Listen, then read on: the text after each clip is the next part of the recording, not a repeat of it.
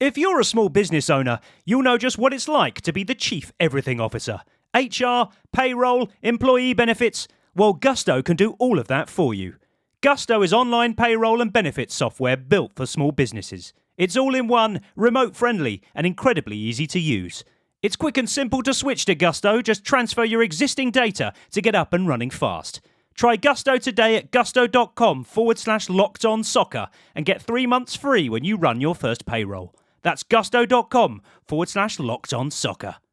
The world's biggest soccer tournament has arrived, and you can trade the entire tournament on Kalshi. On Kalshi, you can trade every match from the opening stage all the way to the final. On Kalshi, you're trading against peers in a live market, meaning there's no house. And as the probability changes, you can buy in and out of your position. For a limited time, download the Kalshi app and use code CUP26 to get $10 when you trade 10. KALSHI Kalshi. Trade the beautiful game. 18 plus only. Restrictions and eligibility requirements apply. Event contract trading involves risk and may not be suitable for all investors. Prices, values, and available markets may differ from those mentioned. For more information, see kalshi.com/regulatory.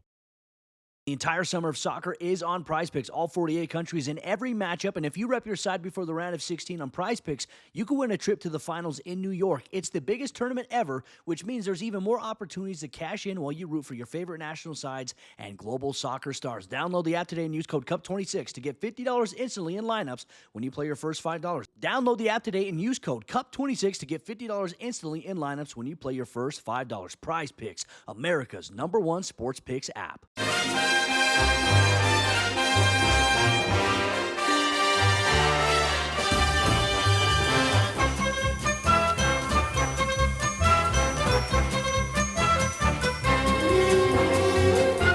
Hello everyone and welcome to Howie the Podcast. It's Gav and you join us from sunny Sheepfolds once again. This time we're not sat with pints, we're being good. We've got nice soft drinks because it's a red hot Wednesday evening today. And I'm joined by a couple of gentlemen who are going to help me take a look at the latest news in the world of Sunderland FC.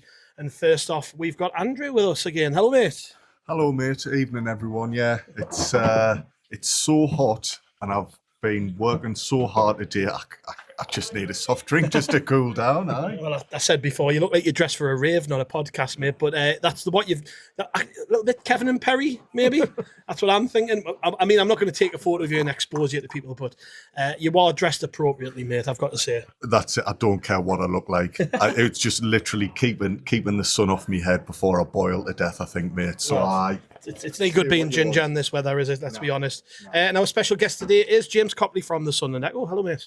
Hello, how you doing? I've got a nice little cart of Ribena that Gav bought for us, so I feel quite summery.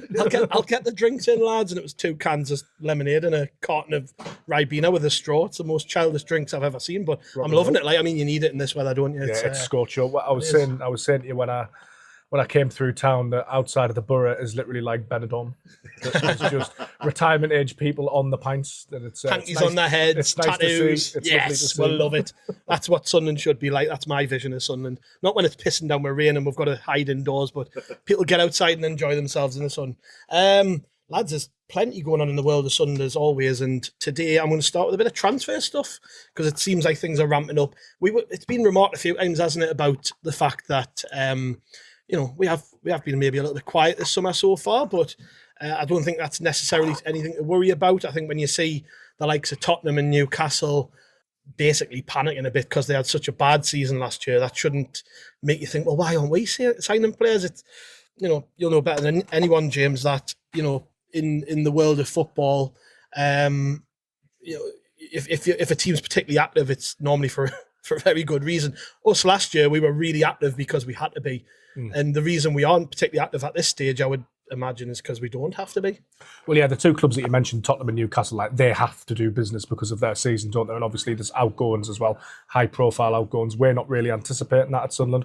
When we spoke to Florent Ghisolfi at the stadium of like a couple of months ago now, his word was continuity. I think he wants to keep the squad together. There'll be 4 or 5 additions, but Tony, what are we into the second week of July now? I don't think Sunderland had made their first signing until the first week of July last season, if you don't count Enzo Lafayette, which was triggered by automatic promotion. So I'm not worried at all. I think they've got less to do this summer. they've had a bit more time to think about it because we've essentially been safe since the new year for my money. So they've had a long time to plan this. They've got a lot of credit in the bank. I don't think there's any reason to worry. Obviously, keeping hold of Xhaka is massive. And I think it's exciting because they did a lot with a lot of money last summer, but they had a sort of wide pool of business that needed to do, obviously 13 players. Now they're narrowing that into 4 or 5. I'm excited to see what they can pull off because that makes it a lot easier, doesn't it? Florent Ghisolfi, when we spoke to them, basically just said last season was such an anomaly that you never want a summer like that ever again. And they did really well to execute it, but now they can just sort of settle and get down to business. And I'm not worried about, I mean, there's been a few links that we'll come on to, but I'm not worried by the lack of movement at all because obviously the World Cup as well is the elephant in the room. That delays everything a little bit. If we're sat here in maybe, a month's time and nothing's gone through, I'll be a bit more worried, but for the moment, I'm very, very relaxed about this transfer window. Yeah, I imagine you're the same, Andrew. Oh, definitely. I'm on exactly the same page as James there. I think we've said it before. We're going to be looking at quality over quantity this summer, and as well, the types of players we want to be bringing in are going to have other clubs interested. So it's not just a simple case of picking up the phone and saying, do you fancy it? There's going to be ongoing negotiations and different things to sort out. So, yeah, we don't need to panic just yet. But there is starting to be a few little whispers coming out. And I think the names getting mentioned they're pretty exciting. Mm-hmm. So if it takes time to get them done, so be it. Yeah, and we'll start off with the first of those. And again, we don't know how legit these rumours are, but it's a story which came out in the last couple of days. Matthias, I'm going to butcher this. I just know I am. Soule? I'm probably wrong. It's spelled Soul and it's E with a little floaty thing above it. So I'm thinking, yeah, we'll go Soule. I don't know why you two looked at me for that there. I've got no idea, right? One of us will get it right. He is a right winger who plays for Roma, Argentinian Youth International, 23-year-old. The obvious link to make is that Florent Ghisolfi signed him when he was director of football at Roma. So it might just be one of those where it's like, oh, he's available. Who out there might sign him? Florent Ghisolfi? We don't know. But the noise on this does seem to be ramping up a little bit, and rumours in Italy suggest Sunderland are preparing an offer. He can play right across the attack, not just on the right wing, but he is a left-footed right winger. Started out at Juventus. He had a loan as a young'un to Frosinone. I think that's how you say that. 36 appearances, 11 goals in Serie A, which got him on the bit of a spotlight, certainly in that division. And he was noted as the most successful dribbler in Europe that season. So had completed more dribbles than any other player in the whole of Europe that season, and got himself a big money move to Roma for 28 million euros following that season, and then played a lot of football in his first season there. Last season he had 42 appearances, scoring 7 goals. So, arguably, James, a little bit surprising that Roma might be looking to cash in. What sort of fee a player like that would be available for, we have no idea. But if we just kind of take into the fact that he's young, relatively young, he's already got history with Florent Ghisolfi, and most crucially, it's a position we need to recruit in, don't? Because we've lost Bertrand Traore and Eliza Mayenda already this summer. So I think we already needed a right winger. We definitely need one now because we've lost bodies. I don't know if you're an expert on Roma's players or not. I'm certainly not. But when you've just listened to me read all of that out, it kind of makes sense that would be in for a player like that, doesn't it? Yeah, I think it makes sense. The most interesting thing to me is the level of fee. Obviously, he's a little bit more experienced than what Sunderland have gone for before in terms of Talby, even Anguilo. Obviously, they're a similar age, but he's got experience in a top-level European league.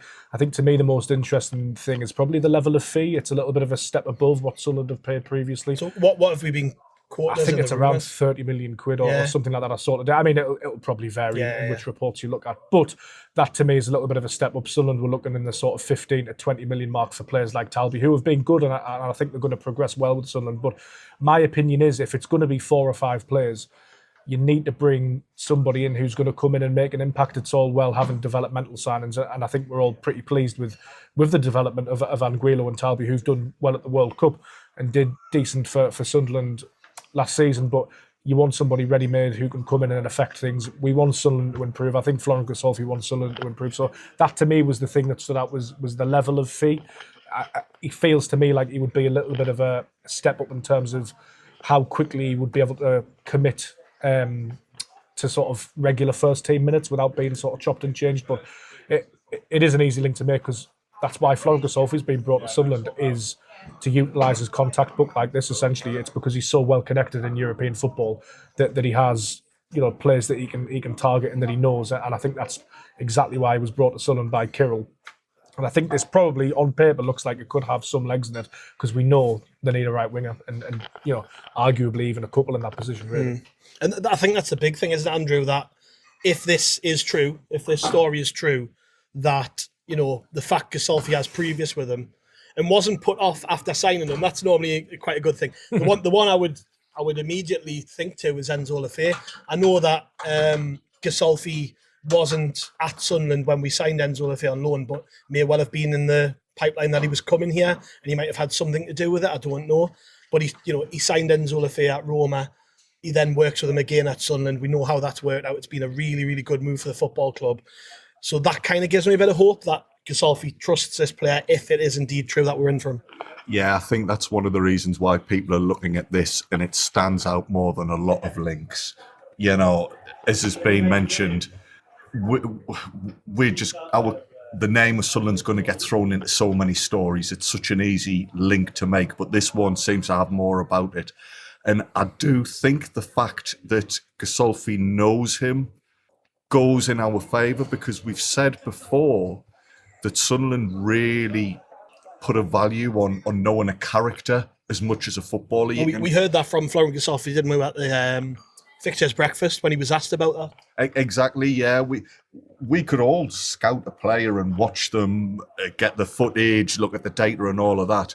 But if you know that as a person, as a man, he's likely to be able to fit into the environment, I think that counts for a lot at Sunderland. We've put a lot of work into cultivating a certain atmosphere and environment. So, yeah, for Ghisolfi to be looking at somebody who he's got a bit of experience of makes a lot of sense. And as a player, he would tick the boxes. He's a little bit further on than the types of players we've been signing recently. But that's how Sunderland have done things. Every year we've had the same idea, but just done it on a bigger scale. So we look for players who can come in and can train on and potentially sell down the line. But now that we've got more money in the club, we've got that Premier League money, our books look good. We're looking at the next level up. You know, Talby is an exceptional player, but was playing in a slightly weaker league. We can now identify players in the top leagues and say, right, this is the time we try and bring them along. I think there's been a shift as well, because when a rumour like this emerges and you're going to sign a player from AS Roma, it's like, can Sunderland really do that? But you have to remind yourself, the profile of this club now has gone through the roof. The finances involved, the fact that it finished 7th in the Premier League, that it's got Granit Xhaka, you know, the club's profile, even with the Sunderland Till I Die documentary, the club is that big now. With the World Cup. In the World Cup as well, exactly. Just let's say this player, for instance, he's never been capped by Argentina. Yeah. So the club can point to the World Cup and go, look at all these players that play for us. But it's weird, because we almost have to recalibrate what we think of as Sunderland, don't we? And it's like, actually, we can go to Roma and we can take a player off them because we've got the money to do it, and we've clearly got the pull. We've got an attractive sporting director, an attractive project now. James is spot on there, because since this rumour has come out, and of course there's other clubs supposedly after him, I've not seen a single person say not a chance. Yeah. Do you know, it's all been like, oh yeah, that could happen. Whereas when we signed Enzo, it was like, surely. Exactly, yeah. The attitude and the atmosphere around the club is different, and it might not work out. You know, there's so many moving parts in a deal, but it won't be because Sunderland aren't an attractive proposition. Yeah. Another player who has been linked with us is Tariq Muharamovic. I don't think I've butchered that one. That one's all right. Well there. Who plays also in Serie A for Sassuolo. He's a centre-half, 23-year-old Bosnian international. People who have had a keen eye on the World Cup might have seen him play because he's been, I think, an ever-present through the World Cup for Bosnia and Herzegovina. He's also been linked to Bournemouth, and I did see a really good statistical breakdown of him on Twitter earlier today, which basically makes him sound like Dan Ballard or Omar Alderete. We've obviously got a profile for the type of defender we like, tall, imposing.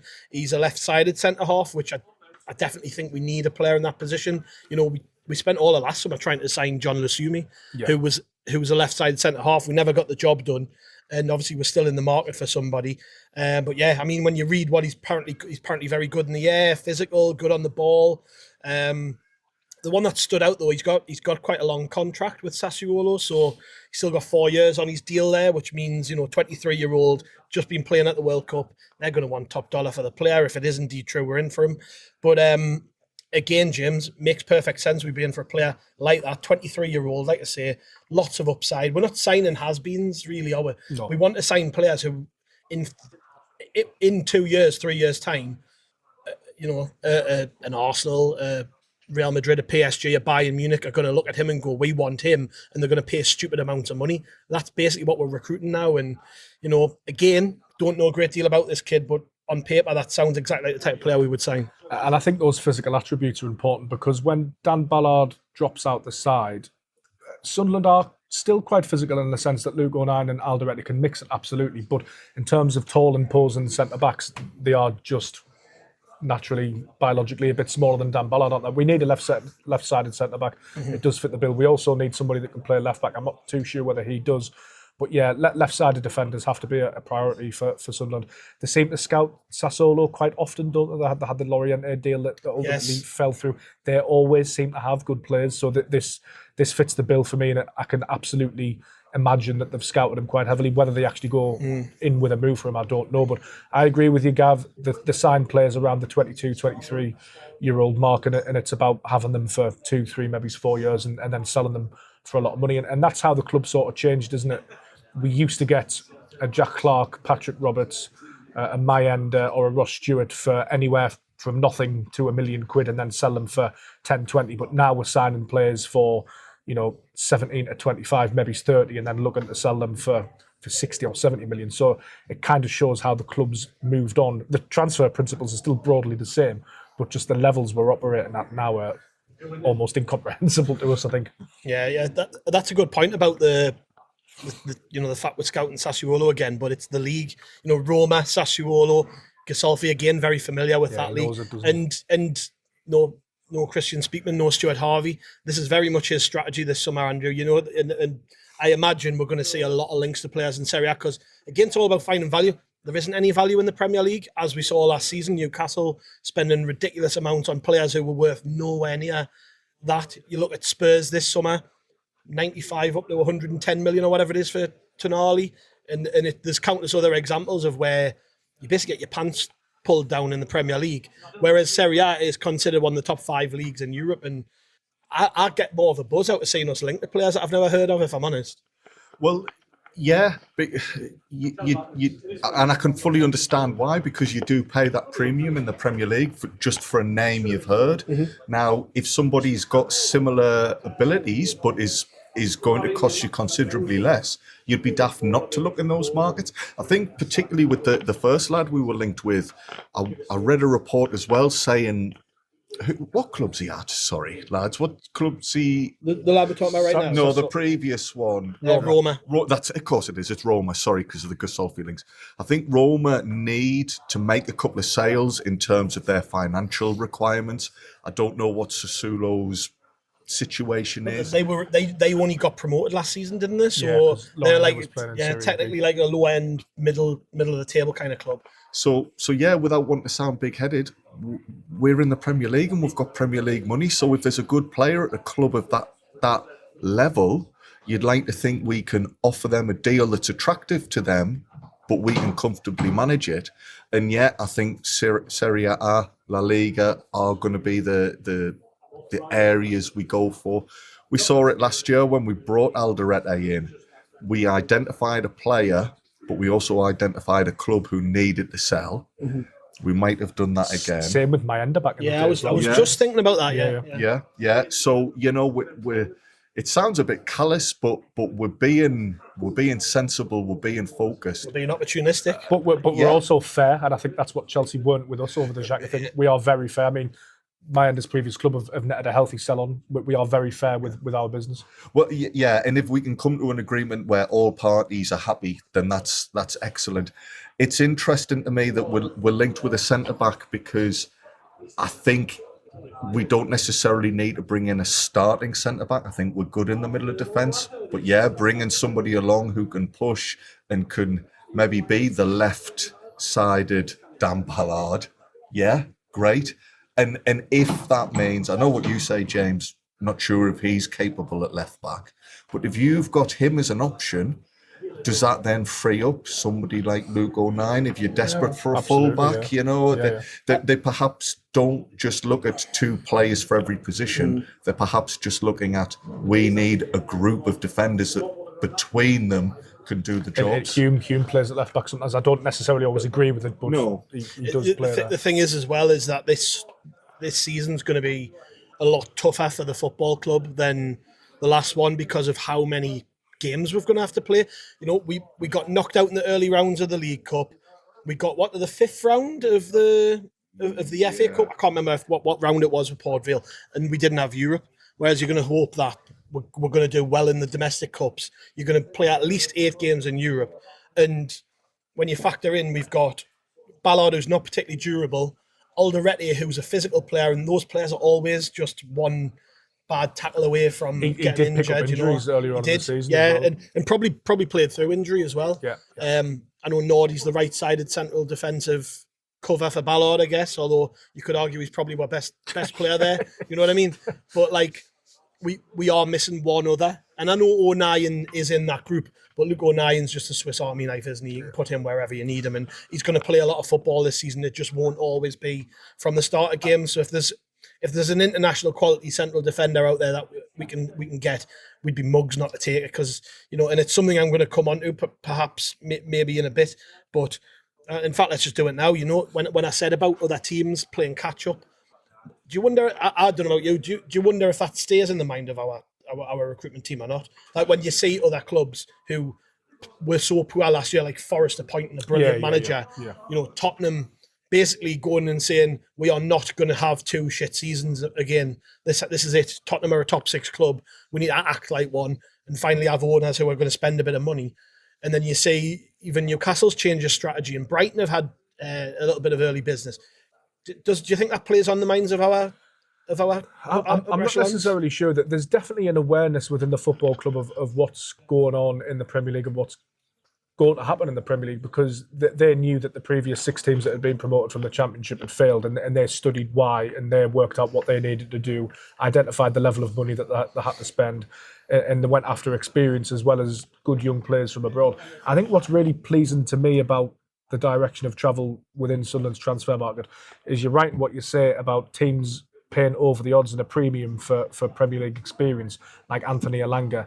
There's definitely better value in the market, and Sunderland have quite cleverly realised this, and they've gone similarly to Brighton and Brentford. They haven't invented anything here, but they've gone, well, actually, we rate him from Serie A or the French league or wherever it is, and we back him, we back our scout, we back him as a player. We'll bring him to England, and it's almost like it's like a life hack. It's like a supercharge for your player, because you bring him to England, he plays for you, and everyone goes, "Oh, magnificent! He's Premier League experience now." And then you add another 30 million quid onto his value, and it's actually really obvious, but it's actually hard to do under pressure consistently. And I think the likes of Tottenham and Newcastle United, where perhaps the expectation on those 2 clubs has been significantly higher than Sunderland's was last season, that presents a challenge to Sunderland now, because obviously things have to be recalibrated.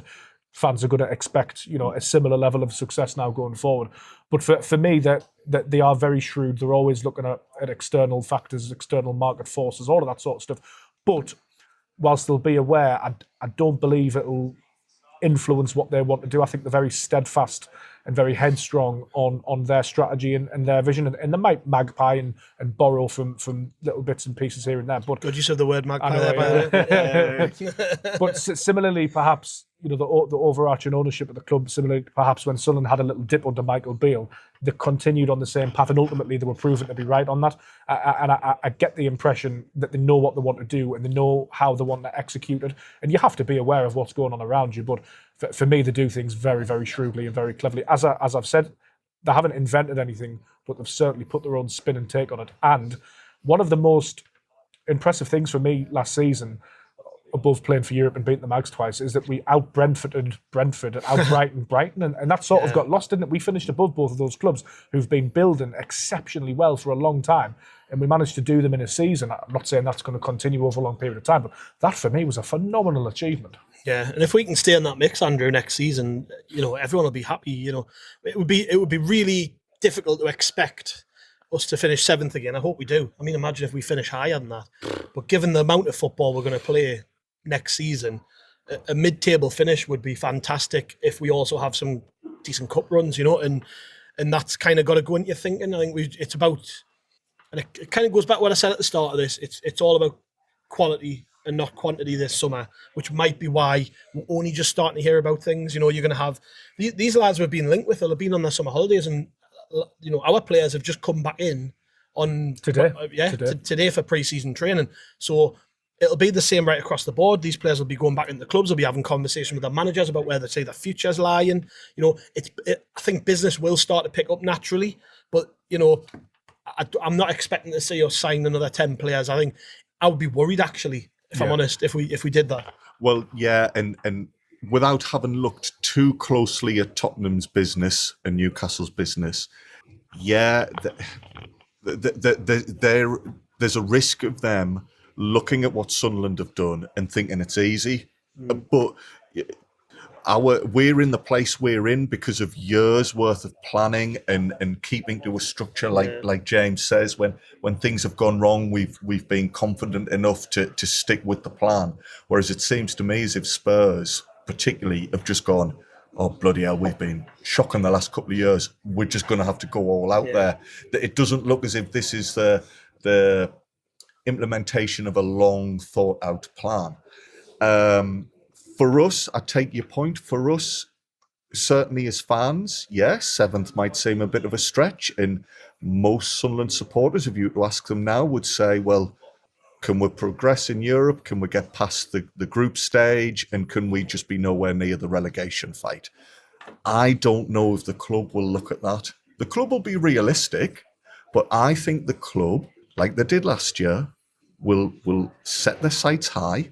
And there'll be discussions internally and there'll be attempts to better 7th place. And I know things went our way and a couple of clubs had iffy seasons, but Sunderland are super confident, not to the point where they're like unrealistic, but as a group of fans, we were all sat here last year saying, oh, as long as we're not in the relegation fight, we'll be fine. The players didn't approach things like that, and neither did the club.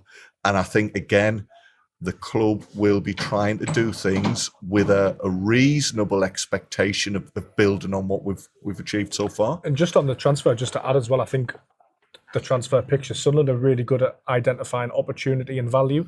Like the one that always stands out to me is Nordin Miquele.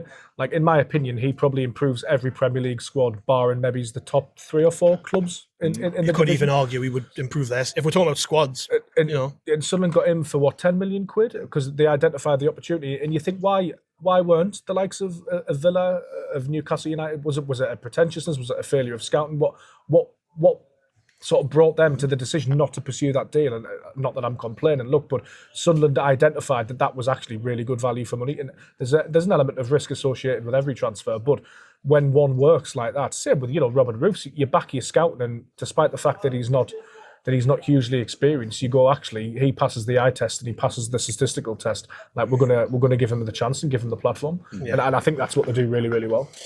Yeah, last little bit on transfers before we go for a quick break, and it's an outgoing Simon Adingra. I think this one will probably rumble on a little bit. Has been linked with a move back to Monaco, this time on loan. So they decided now we're not paying we're not paying that fee what you want for him, but we might loan him again. But he's also been linked with, weirdly, RB Leipzig, Ipswich and Hull, and there was also a claim in the story I read from footmercato.net that West Ham have opened talks directly with the player and his representatives about a signing. So obviously somebody we're quite happy to let go this summer. But I mean, Simon Adingra, James, he's got no future with Sunderland, has he? I don't think. I mean, even in the very few chances he got during the World Cup, he didn't look great. There's just He missed that chance against Germany, sometimes it just doesn't work for a player, does it? No, and I was hoping he would have a really good World Cup because obviously Sunderland want to shift him on, and had he scored a couple, but I think he only played twice off the bench, didn't he? So it's unfortunate from the club's perspective. I think it's pleasing to see that there are 6 clubs I think you've listed there in for him. Libris doesn't fancy him. I think that's clear to see. I think there's probably an element of him being a signing of the previous regime as well. Definitely. Sunderland were linked with Adingra when Watson was potentially going to Brighton in that January under Speakman and Harvey. So I don't think he's particularly fancied. I think actually though, what I was actually looking at his Wikipedia page today, and it's just his general statistics. Like, he's 24, but he's played 30 times for the Ivory Coast. He's got a couple of goals. His goal record actually for a winger is decent. I think he's got 75 career goals without assists as well. And he's played approaching 200 times for a 24-year-old. So there is definitely value in Simon Adingra from a selling club's point of view. So they're probably right to hold out for what is the best possible deal, especially if there are multiple clubs interested. You would hope from an SCR standpoint that they can get back what they paid for him, or at least close to. But that's the beauty of buying these players who are still fairly young, is that when you do have to shift them on, it's not that going to be that much of a problem. I mean, with the 6 clubs, one of them will take a punt at some point, and I think there's an element of maybe it's a Hull or a West Ham as the window goes on. You get towards the back end of the window, they're going to start scrambling around. The first and second choices haven't come off. I think they'll be suitors for Simon Adingra. I'm not sure they're going to let him go out on loan again unless the terms are really, really favourable and they get a good loan fee, because it just seems like everybody needs a clean break now. Well, that's what I'm thinking though with all these clubs. Like, if you were a buying club, would you buy him? Because I wouldn't. You'd want a loan with a yeah. What do they call it? An obligation to buy? Because you've got to think, right, he is a risk because, his last couple of moves, he did okay at Monaco, but they've turned around and said they don't want to buy him, which is... They'll have him, but not for the level of fee. Yeah, and obviously, towards the end of his time with Brighton, he wasn't getting a game. If West Ham are in for him, they're not going to be buying him. I just think I think maybe the club will look at this as we've got to kind of try and cut our losses and bank on him doing well somewhere, and then maybe get the move down the line. The West Ham deal would interest me if it's a loan with an obligation to buy if you get promoted. That would interest me, because if that level of fees like 17 million quid, then you've got your money back pretty much, haven't you? So is there something that could do? Because he'll be on he'll have like 3 or 4 years left on his contract, maybe. Yeah, he signed a pretty chunky contract. But when I see the clubs that are in for him, Andrew, I'd be a bit surprised if Ipswich wanted him, if I'm honest, given their 2 best players are the 2 left wingers. Philogene's supposed to be off, apparently. Is he? Well, maybe he's a Philogene replacement. But yeah, I mean, Simon Adingra's clearly got no future with us, has he? He hasn't, no, but you mentioned that chunky contract, and I think that really gives us a good bargaining place to start with. We're not going to be pushing a loan, but if we can't get a sale sorted, I think we can afford still to do a loan as a nice kind of like backup option, because he can be away for a year, come back, and we've still got a player with a couple of years on his contract. So you could look again to sell him. Imagine he went to an Ipswich or Hull. Got 10 goals. Yeah, and then before you know it. Well, yeah. So we don't. Whilst it's not the best idea for him to go on loan, it's not the end of the world. That you could see a scenario where, he goes somewhere, does fantastically well, and then we're left with a player who's hot properly. I think it'd be better for him if he went somewhere, wouldn't it? Permanently. And I think from an SCR standpoint, it'd be better if we sold him. It's not the end of the world. Like, we know the club are in a good position, but every little helps, isn't it? Exactly. And yes, Sunderland will prefer a sale, but it's just, again, like so many discussions we have, it's nice to be in a position where we're not desperate. Clubs are not coming to the table nudging each other going, bloody hell, we can get Sunderland over a barrel here. They've got to cut their losses type of thing. So, yes, he's not going to be part of our squad next season, but he's not a complete write-off as a player. And He's definitely retained a bit of his value, hasn't he? Exactly, yeah. And the fact there's 5 or 6 decent clubs there. And I think we're says that. probably harsh on him because it hasn't worked for him at Sunderland, and we always overvalue our good players and undervalue our bad players, don't we? And I think that's probably an element. Like, in my head, he's not worth as much as we paid for him, but when you actually look at the market and his age and everything that I mentioned, he probably is worth about what we paid for him. Maybe he's a little bit less. But yeah, and he played. I forgot he played in the Champions League last season as well, exactly. didn't he? And, you know, his numbers at Monaco weren't bad at all. Yeah. Well, that's it. And listen, from Monaco's point of view, you can fully understand them trying it on. You know, no club's going to just gladly pay the money if they think they can get a cheaper way of doing it. But the fact that they've come back for him, again, just underlines the point that he's a capable player. He can do a job for a team. The West Ham link does surprise me. What with them being in the Championship, I wouldn't have necessarily said he needs to take that backward step in his career. I think he will end up with a club who are of a better standing. Yeah, quite possibly. Right, we'll quickly jump for a break, and then when we come back, we've got a bit more to chat about, including Granit Xhaka, which should be fun. So we'll see you after the break. If you're a small business owner, you'll know just what it's like to be the chief everything officer. HR, payroll, employee benefits. Well, Gusto can do all of that for you. Gusto is online payroll and benefits software built for small businesses. It's all in one, remote friendly, and incredibly easy to use. It's quick and simple to switch to Gusto. Just transfer your existing data to get up and running fast. Try Gusto today at gusto.com/locked-on-soccer and get 3 months free when you run your first payroll. That's gusto.com/locked-on-soccer.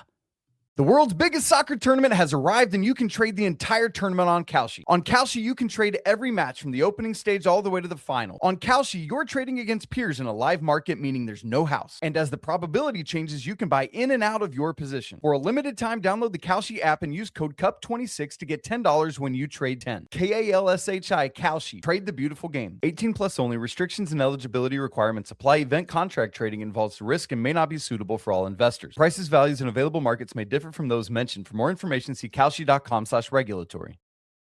The entire summer of soccer is on PrizePicks, all 48 countries in every matchup. And if you rep your side before the round of 16 on PrizePicks, you can win a trip to the finals in New York. It's the biggest tournament ever, which means there's even more opportunities to cash in while you root for your favorite national sides and global soccer stars. Download the app today and use code CUP26 to get $50 instantly in lineups when you play your first $5. Download the app today and use code CUP26 to get $50 instantly in lineups when you play your first $5. PrizePicks, America's #1 sports picks app. Welcome back to How We're the Podcast. And as I said before the break there, we're going to chat a little bit about Granit Xhaka because he's been chatting, I think, for the first time since the news came out that he would be staying with the club about his Sunderland future. He was asked after Switzerland's win in the World Cup on Tuesday night about all of what was going on. He didn't say very much, but still quite interesting. He said, Sunderland has been my home since day one. We are all very happy. I've decided to stay where I am. The most important thing is family. I'm ready to make history with them. So quite a lot to take out of a short amount of words there, actually, because, you know, all of the furore around Granit Xhaka seem to centre on, certainly from our point of view, for as Sunderland fans, I was thinking, well, number one, Xabi Alonso. Yeah. Massively respectful relationship between the pair of them. Two, the fact he lived in London for such a long time. And I was thinking, you know, if his wife wants to be in London, then and she thinks it's better for the family, he's gonna edge towards that. Obviously, Chelsea have clearly completely undervalued him in our perspective and never lodged a sensible bid for him. And then we were very clear in our stance and said it doesn't matter what the price is, we aren't selling them to you. And there were rumours. I don't know if you've got any sort of information on this, James, to come on to, but there were rumours that he had talks with the football club and the position was re-established. Like, we are ambitious, we want to work together, we've got a big season ahead in Europe, and Xhaka was very much on board with that. And this kind of reflects that. I mean, how much you read into that, I don't know, but it sounds to me like maybe the noise around this was a little bit louder than the reality. I think maybe he probably would have favoured a move to Chelsea. There's no doubt there was something in it. But at the same time, was he banging the club's door down to leave? Was he demanding? I mean, some of the words used by Fabrizio Romano, particularly in his posts, were like he basically will sign any contract that Chelsea put in front of him. And that felt, we were all sitting here going, hang on, is this the same guy who stood on the pitch and told us that this was only the beginning and had half the stadium bloody crying with his words? Like, is that this doesn't tally up? And to me, it feels like the reality wasn't quite what we were getting through the media. I think it all depends on what your definition of pushing for a move is. I think pushing for a move early on is intimating to Alonso and Chelsea that you're open to a move. He definitely told Sunderland that he would like to leave, and he verbally agreed terms with Chelsea. He stopped short of pushing for a move in a sense of handing in a written transfer request. He remained respectful to Sunderland, and ultimately Sunderland were able to re-persuade him of his commitment to the club. I don't know whether there might have been a little bit of a contract wage increase similarly to what happened with Alex Neil, if you remember, which actually never got announced because there was no more years on it. It was just improved terms. So whether something like that's gone on behind the scenes. To me, the comments from him after the game with Switzerland were revealing because it confirmed sort of what we all knew, but it put beyond any reasonable doubt that Granit Xhaka seriously considered this. It was a serious flirtation. I think now, whatever you're reading of it, though, for me, now it's done, I think we should just draw a line under it. For the 6-day flirtation, there was definitely something in that. For me, he pushed for a move early on. He then sort of U-turned. I'm okay with that. I'm fine for the reasons that Gav explained. I can understand it, actually, in the cold, hard light of day, but I just feel now it's done. Now he's recommitted to Sunderland. I've no issue with him being captain. I've no issue about his commitment. He's still a brilliant leader. If he plays well early on in the season, I think this will all be forgotten about. This is the modern reality of football. Stuff like this happens. I can see why it's happened. Now it's done. Let's just get on with it. I do believe that. I've seen his credentials to be captain questioned by some fans. You know, as I say, I was a bit miffed with him because of what he said at the end of the season, but now he's staying at Sunderland. I've got no issue with him being captain at all. And I think for me, it's business as usual. But I think my key point is that just because Granit Xhaka's staying doesn't mean there was nothing in this. Whether your perspective is that there was less of it than what was being made out is entirely up to you and your judgment and your reading of the situation. I think there was something concrete here. There doesn't need to be an overreaction about it. It's done. We go again. Yeah, and this probably happens more than we realise, Andrew. I think probably doesn't play out in public as much. Maybe it's because we don't usually operate at this level and we don't normally have players who are considered worthy enough of the big news stories. I don't know, but it's probably like more commonplace than we realise. This was like the third biggest transfer story in the world at the time, like between Anderson and the other guy going to PSG. Yeah, and yeah, we're not used to that. And when you think about it, really, the only difference here is we've got an emotional attachment to the club. Yeah. If you heard of a bloke who said he was considering a job move that might have worked for his family, you think, yeah, all right. That move doesn't happen. You wouldn't then be questioning, oh, well, is he loyal to is he still going to do his same job to the same standards? So, yeah, we view things differently. I must admit, I can't even remember who they beat on penalties now. Colombia? Yeah. Colombia, yeah. I saw a few minutes of that game, and when Xhaka was on the screen, I can't even describe it, but I did feel different to how I was. I know exactly what you mean. Yeah. Bit different to when I watch Robbie or Talby coming on. A little bit of healing time in it. There is. I actually genuinely think it's going to take first game of the season, good performance from him before I feel completely at ease with this, if I'm honest.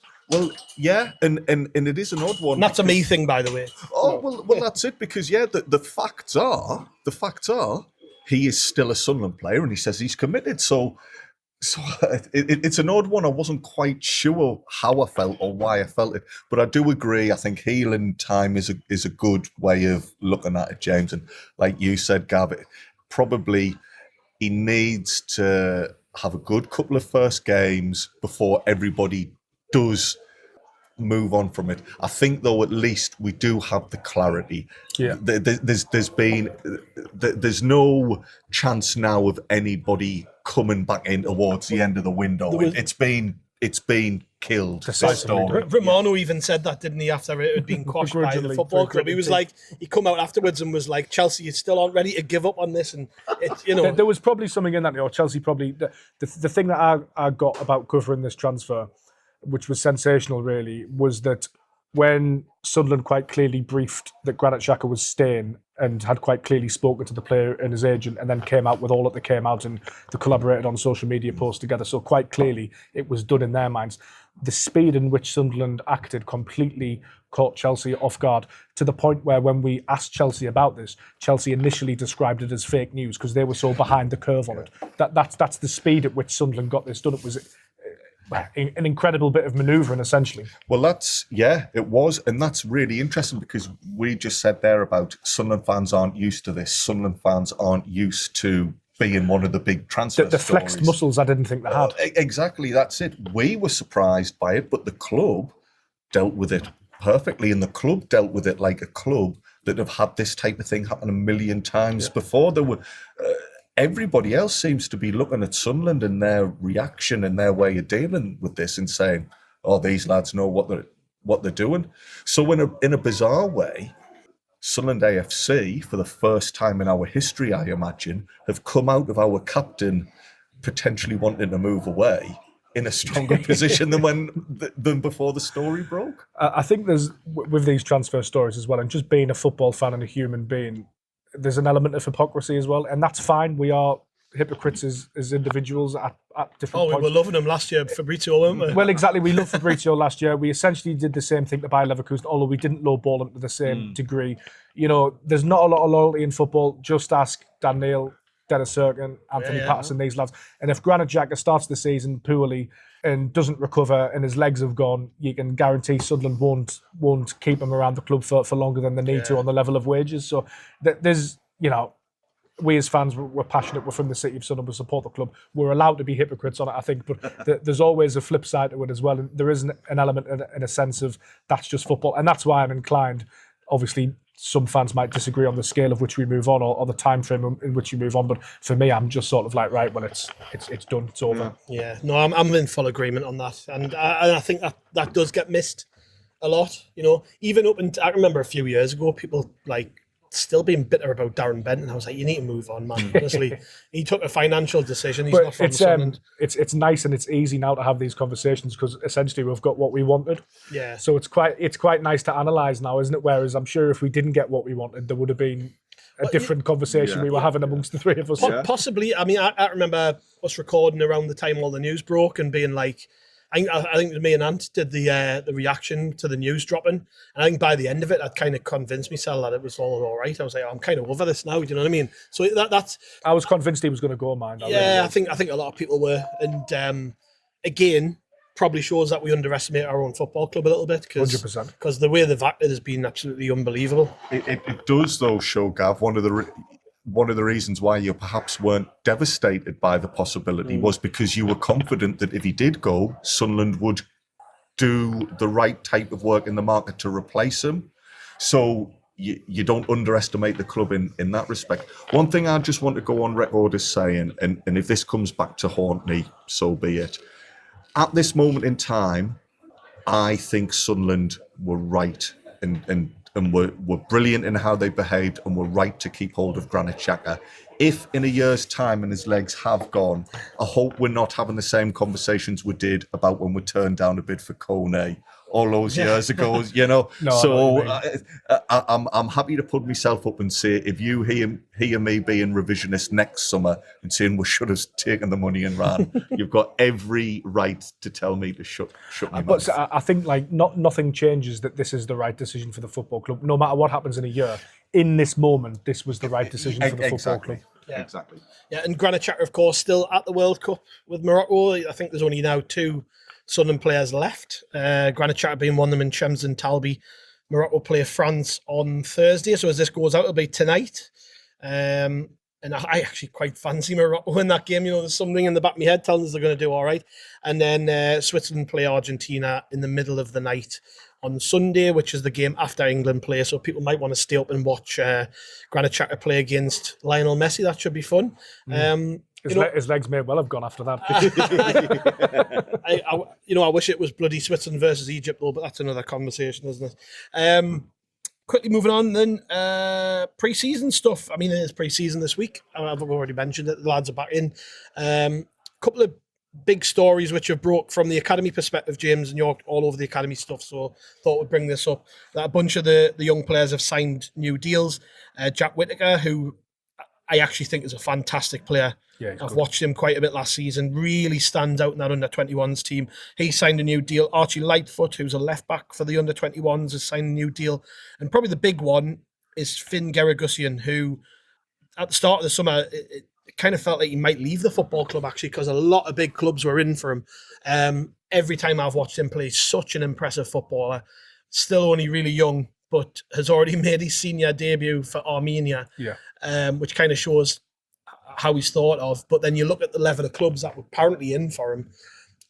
I think this is a great move for the club to have been able to hold him down, because we've seen it in the past. These players have left us. And again, it goes back to the story about the position the club are in now. Like, why wouldn't you want to stay at Sunderland? You look at Chris Rigg in the first team. I would be going, I want to be the next Chris Rigg. Yeah. And that's the big play for all these lads. That they're not the only 3 players to sign new deals. By the way, we've had quite a few, but Finn Geragusian, I think that's such a big bit of news in amongst a lot of other news that we managed to tie him down. Yeah, it's definitely the standout contract decision, simply because he was absolutely considering his options. He had interest from Rangers and Nottingham Forest. And I've had a couple of conversations around this with agents, not his agents or his representatives, but general agents, particularly around the Northeast. And I'm not saying this has happened with Geragusian necessarily, but just to sort of give you a picture of how these things work, is that a lot of players and a lot of players' parents will think that the grass is greener. They'll want to have a look elsewhere, and of course they're entitled to do so. They want to get the best deal for their kid, and they want them to go to the best club. But what they'll find is the level of wages that Sunderland pay are very fair and competitive, and unless they go to a proper top 6 club, they're not likely to get an increase on that. So Sunderland pay very well, and actually when you go to other clubs, including Nottingham Forest, including Rangers, including other places, the academy is set up is not as good, the academy facilities are not as good, and the pathway and what these other clubs can offer compared to Sunderland, that direct route into the first team, these different proof points, Chris Rigg, Anthony Patterson, Dan Dale, although the pathway has slightly changed, they can't offer that as regularly as Sunderland have. So that what you find is a lot of these players will go elsewhere and they'll have a little look around. Obviously, the name that will stand out is Mason Cotcher. It actually took him a long time to get fixed up with a club. And they'll look and they'll go, actually, Sunderland's proposition here and the way they handle young players is really, really good. And Finn Geragusian, he's a top prospect. He can play off the right, he can play through the middle, got a great touch for a big man.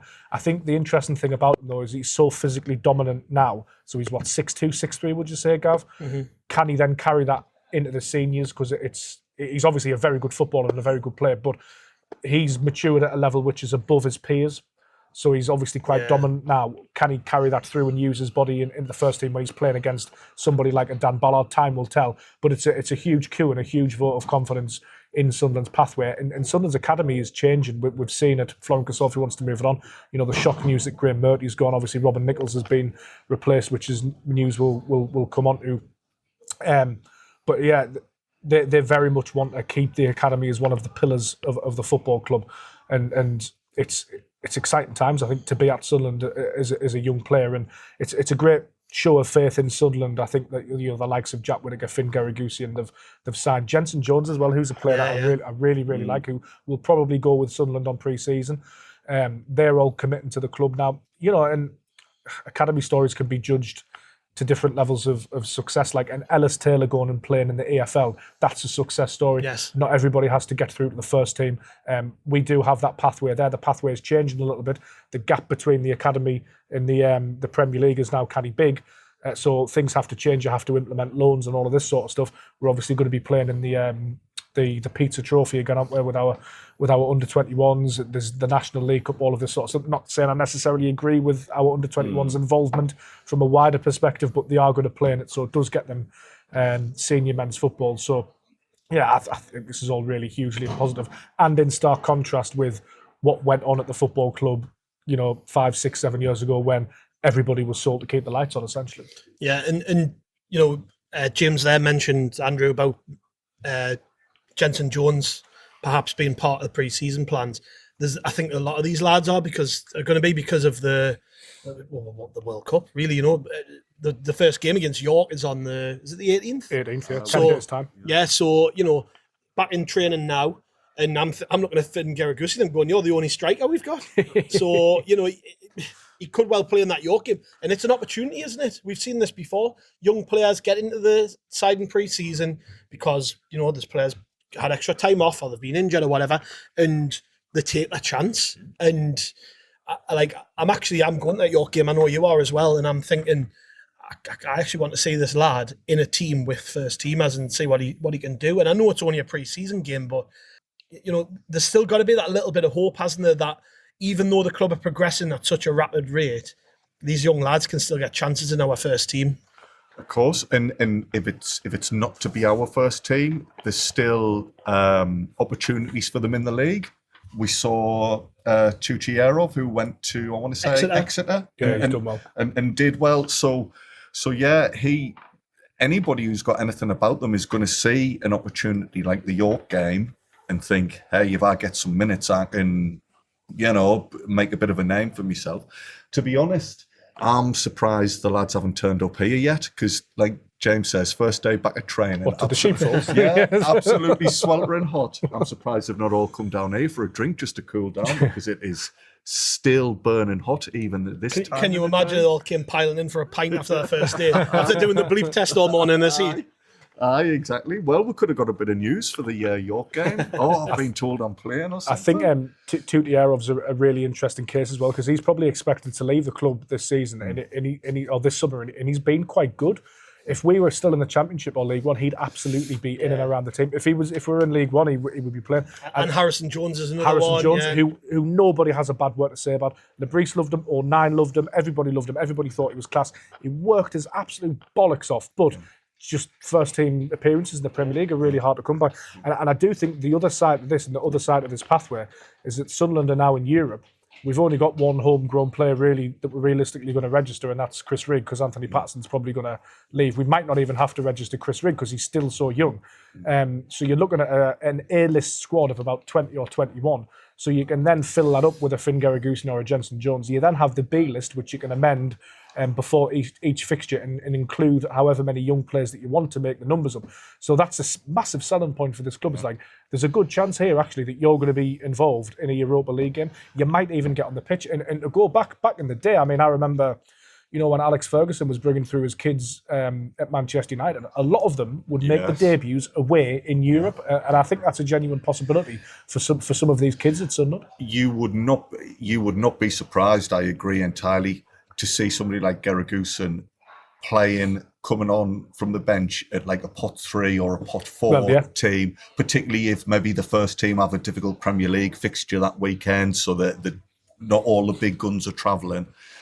There's the League Cup to think about as well. Maybe there's minutes there. We've got to buy into the next round. I know. Well, we could almost use that that extra game, couldn't we, just to see what the score's like? Yeah. The one time we don't want to buy. Just something that I'll pick up on though that was said earlier that I thought was really interesting. You were saying there that in youth football there's this idea of the grass being greener. But when you mentioned all those players who moved on under previous regimes, a lot of them have struggled to make it. Now, that's not a criticism of them. It's an extremely hard thing to do. But again, that proves that actually there's a lot to be said to stay absolutely. at Sunderland. And it frustrates the life out of me because I disagree with a lot of people's analysis of this, because people will look at the likes of Logan Pye, Jordan Hugel, and they'll go, well, they didn't do anything anyway. And I'm like, look, you missed the point though. Had they come through at Sunderland where the pathway was so clear, had they had that clarity, had a club believe in them, had they not have bounced around here, there and everywhere on loan, they would have had a better chance of making it. They might not have made it, absolutely not. What was the other one? Lucas Stevenson as well. We had James McConnell, who's still at Liverpool. I mean, we had a lot of good talented players, and you look at the likes of Dan Neil and Anthony Patterson, who had the club believe in them, really push them forward and give them a platform.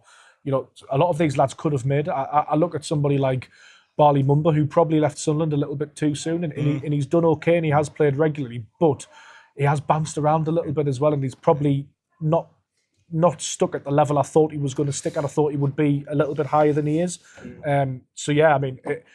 But the flip side of that, these are very hard calls for these players, parents and agents to make, because they have one career and obviously they want to try and earn a bit of money on the way. So It's why I'm always hesitant to criticise a player leaving Sunderland at youth level. I know Liam Ogunsui's is just left. We don't know the reasons behind that, but there's just so many different factors at play. But Sunderland is still a really, really good place for young players, I would say. Yeah, that's the only point I was making. I'm certainly not criticising those individuals because at that time they made the decision they thought was right for them. And to be honest, had it been us, we may well have made the same decision because the club was a mess. Yeah. Oh, entirely. It was just kind of underlining that point with Geragusum that the grass isn't always greener, and we do have a lot to offer talented prospects. And as well with Patterson and Neil, like I understand their agents are quite good, quite level-headed, quite fair, but had they had sort of different representation, they probably would have been pushed towards securing their future, whereas actually Anthony Patterson and Dan Neil took a chance on Sunderland as much as Sunderland taking a chance on them, and said, actually, we believe we can get into the team here, so we'll not chase the money, because they probably could have got to a Liverpool or a Man United as well. I mean, I remember watching Anthony Patterson in the Premier League Cup against Liverpool, and he was outstanding. He must have been about 17 at the time, and he could have gone anywhere. Yeah. Just before we go, get your views on this, because I know you're all over the academy stuff. There's been a bit of change behind the scenes. Obviously, I think John Hewitson, he's taken up the post of academy manager, promoted from within. Matt Craddock's been appointed the head professional development phase coach, so he's been promoted from within. They're looking for a new under-21s manager, as far as we can see. We haven't got one yet. I think that's what Matt Craddock will do. Okay, so right. that he'll oversee. Basically, he's the under-21s manager, but he's called a personal development. Yeah, his full title is head professional development phase coach. That is essentially what Graham Murty was. Right, I think. Okay. So he will oversee the under-21s, but it's.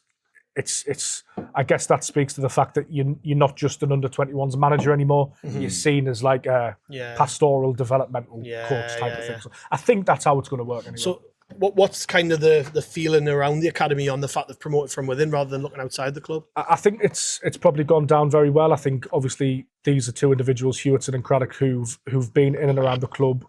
Craddock over the past year, he's obviously made a really, really good impression.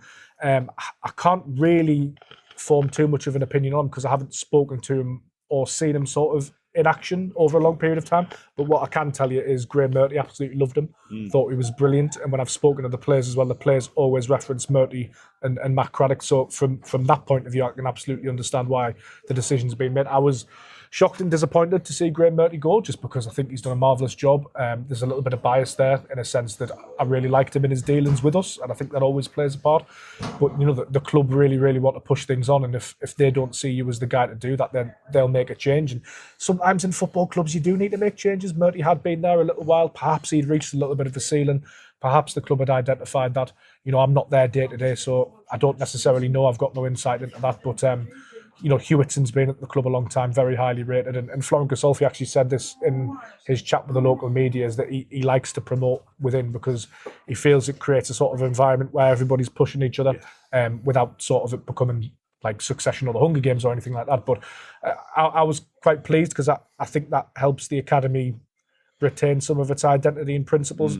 I think not that foreign influences can't be good. Of course they can, but what I personally didn't want to see is a load of, you know, foreign Italian coaches or France coaches coming in, which could be hugely beneficial, by the way, but then all having their ideas about what Sunderland's academy is. I think it's really important. It's such a pillar of the Northeast, essentially, and its footprint is so wide that I think it's really important that you have people in there who understand what it is to the community in the area more than anything. Well, I think as well, it's just another sort of point in the right direction that this is a club where people come to develop. Exactly. You know? Exactly. You can come here as a young coach. You can do really well. You can progress. You can go through the, you know, right through the system with us. You don't have to leave and go to another club to advance yourself because there's not a ceiling on what you can do. I think I've got no problem with it at all. And I don't know these guys, but to me, if they've done a good job and they've been promoted, that's enough for me, really. You know, if Florent Ghisolfi thinks that this guy's worth a promotion, happy days. Exactly, Gav. I mean, it's a bit of continuity, it's a bit of stability, and yet the academy's not struggling. So it's not like we need to rip everything up and change things completely and bring people from other areas. It makes sense to have somebody who's already got an understanding. Maybe they'll bring some slightly fresh ideas. You know, maybe they've seen something themselves that they thought, oh, we could improve on this, we could tweak this.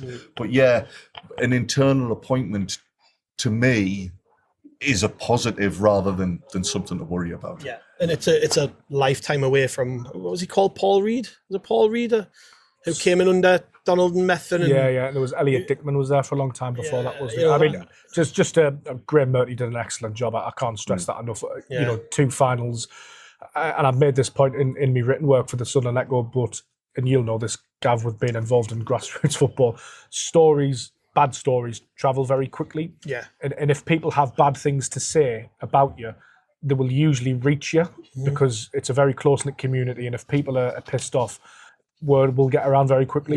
Never heard a bad word said about Graham Murphy, which is an extraordinary feat because usually, even if you've done that wrong, you'll still annoy somebody. Nothing ever reached me. I can't speak highly enough of him. Brilliant. Right, chaps, I think that's a good place to end things. Look at that, man. Just over an hour. We've done well there. Your arms got sunburned. My ears are on fire. Yeah, I mean, I'm melting and I'm only sat in the same spot. Melton John. Yeah, Melton John. Thank you very much for joining us, James. It's been a pleasure, mate. Thank you, mate. Cheers. Yeah, thank you, Andrew. Cheers. It was nice to meet James in person, and we've had a nice evening in the sun, haven't we? Oh, that's it. We've got plenty coming up on How We're the Podcast this week. We've got a Q&A, I think, tomorrow. I don't know. We've got that much going on. I think we've got a Q&A tomorrow. Nick Boynes. There's a new name. That's his new name. Nick Barnes will be joining us over the weekend, and we've got the Roker Rewind this week, which you talked about the other day, Andrew, which is about the pre-season tour of North America in 1980. Is that right? Yes, that's right. Are you sure you've not been drinking? Nick Boynes. Nick Boynes. To me, American accent. I've been watching loads of the World Cup. Well, there was no American accents, but we were talking about the trip to America in 1980. Good fun, that one, and we've already started discussions for our next Roker Rewind, so there's plenty still to come. Yeah, plenty on the feeds if you go back. We've had an interview with Patrick Roberts this week, which you should catch if you haven't already, because he was in good form as well. So, yes, get subscribed to How We Are the Podcast. If you're not already subscribed, we are at Roker Report on your social media platforms, and you can see all of our written content on rokerreport.sbnation.com. Thank you very much, everyone. We'll catch you on the next one.